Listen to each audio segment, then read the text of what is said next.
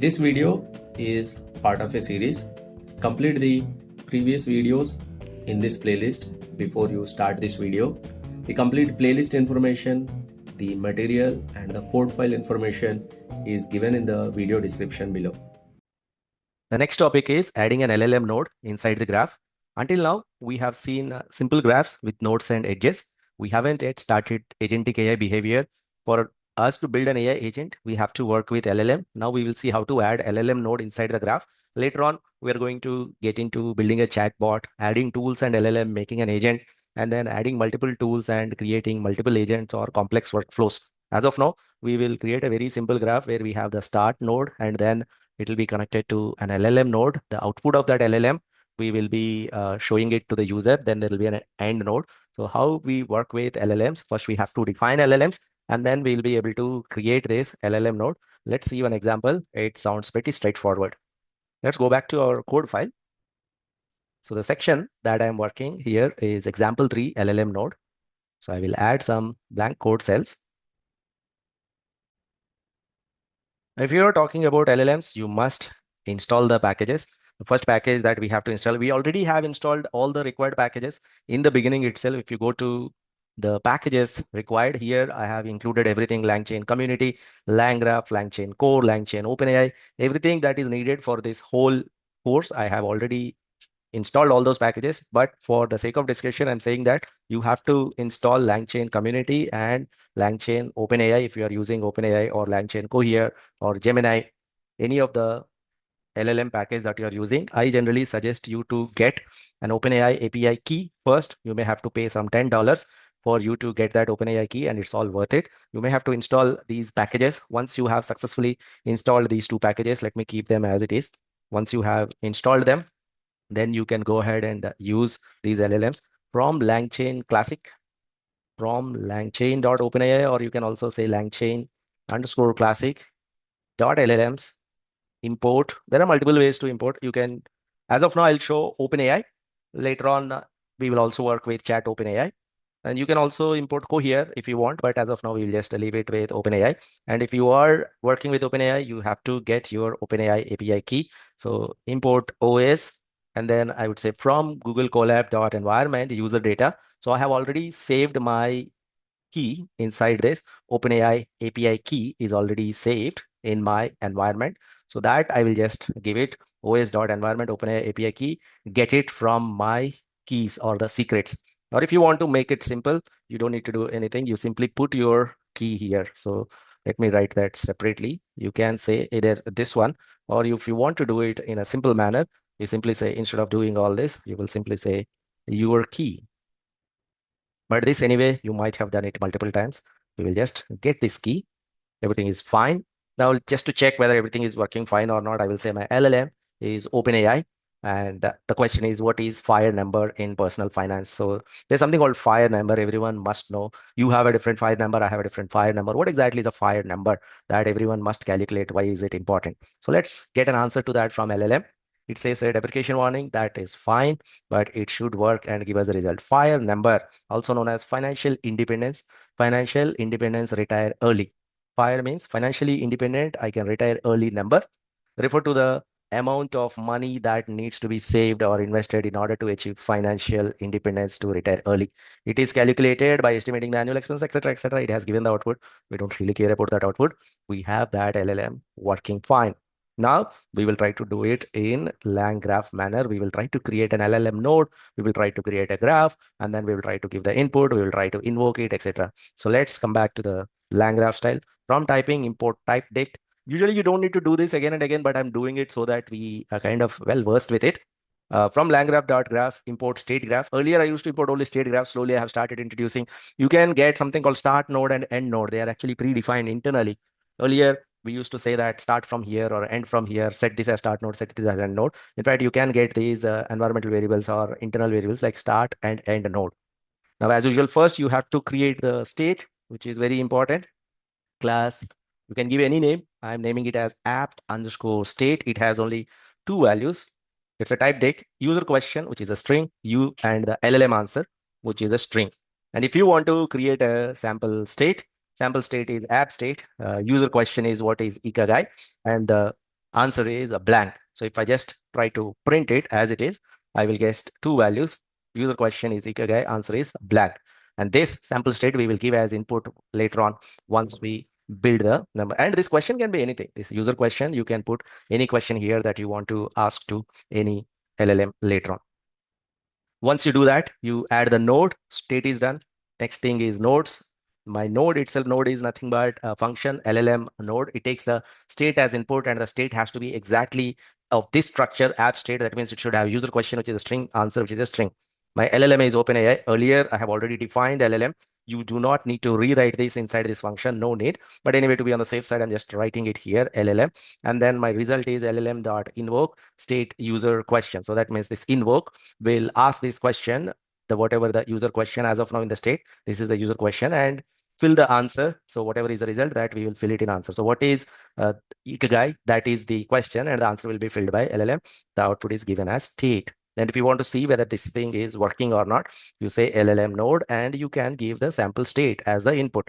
So I'm giving the sample state as the input, and you must get the answer to that. This node is working fine. User question is given, then the answer is given by LLM.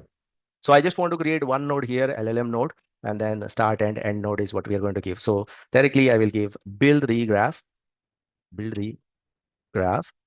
Now we will try to build this graph slightly differently. We will try to use a different style. We will use start and end nodes. So first I would say my workflow is StateGraph app underscore state. That is a structure that I want to have. App underscore state, that means it has question and answer.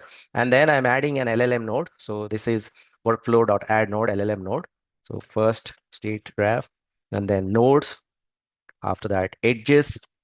Now see the edges. The way that I'm adding the edges is workflow.add edge start. So the beginning one, you can say start. We have actually imported start earlier. So start to LLM node, and then LLM node is connected to end. That's it. And then once these edges are also done, then you will say workflow.app is compiled. And then if you simply say app, you will be able to see the output. Start is not defined. If start is not defined, and would not have been defined either. So I will need to import this. After that, only the start and end will work, and the app diagram will be given. So the start is that start, and end LLM node is there. You will find a different set of code instead of writing like this. In some of the IDEs, this direct app may not work. If it is not working, in that case, you can use from IPython display, import image display, and then app, whatever is this one, get graph draw mermaid dot png underscore png. That will work. Apart from this, you can directly give app as well. If it is working well and good, you don't need to do this.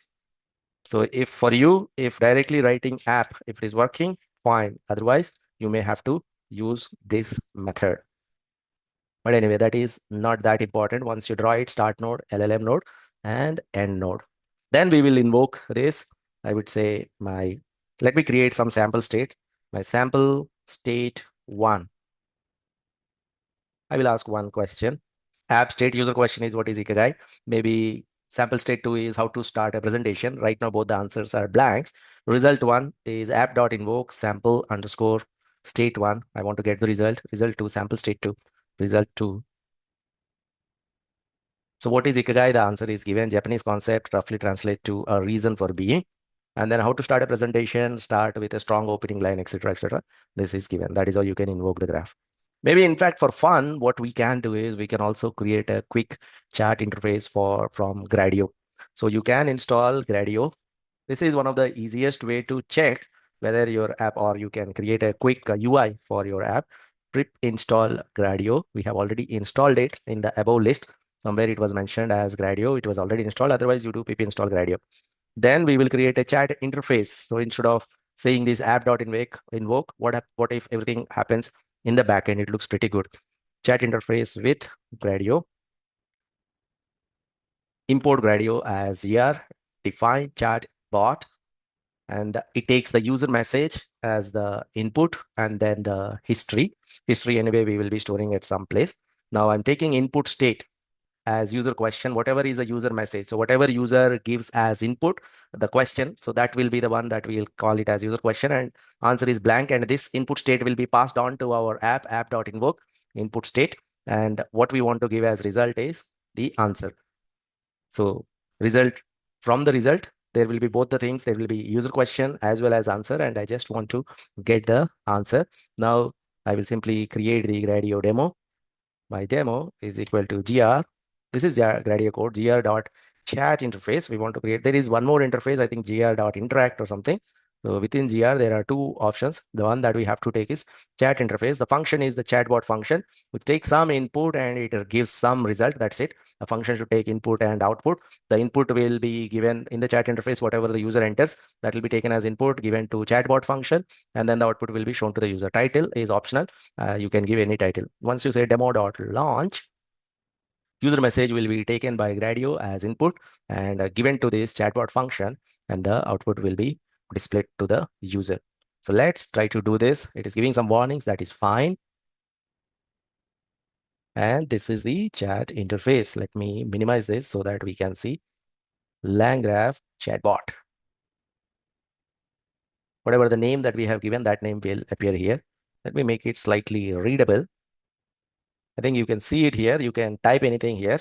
If I say hello, that hello will be the user message that will go to chatbot and the answer will be given. Let me directly get into the question. Let's say if I ask the question like, what are the benefits of black coffee? Or what are the ways to manage time? So what are the time management? Give me some tips and tricks. Give me some tips.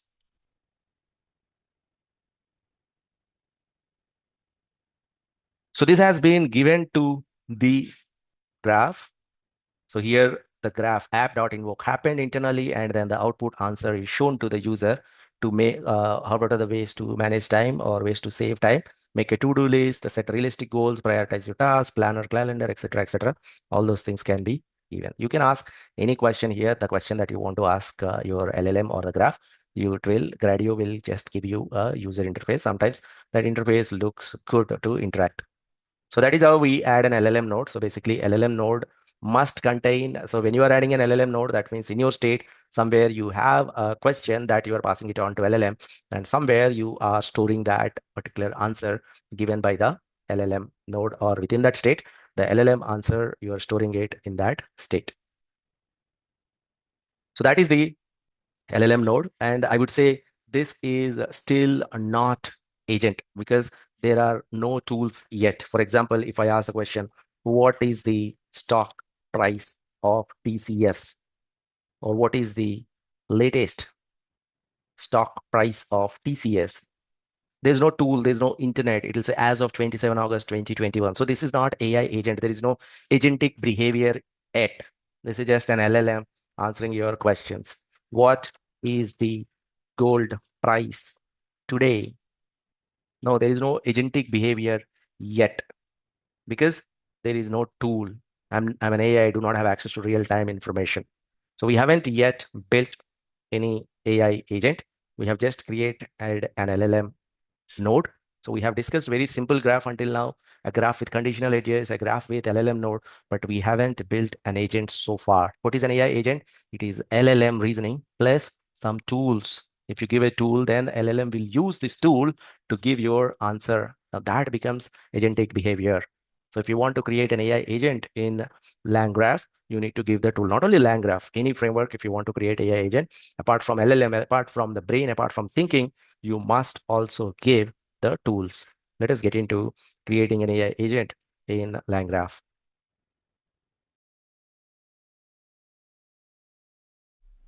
Continue with the next video in the playlist. We are covering everything step by step.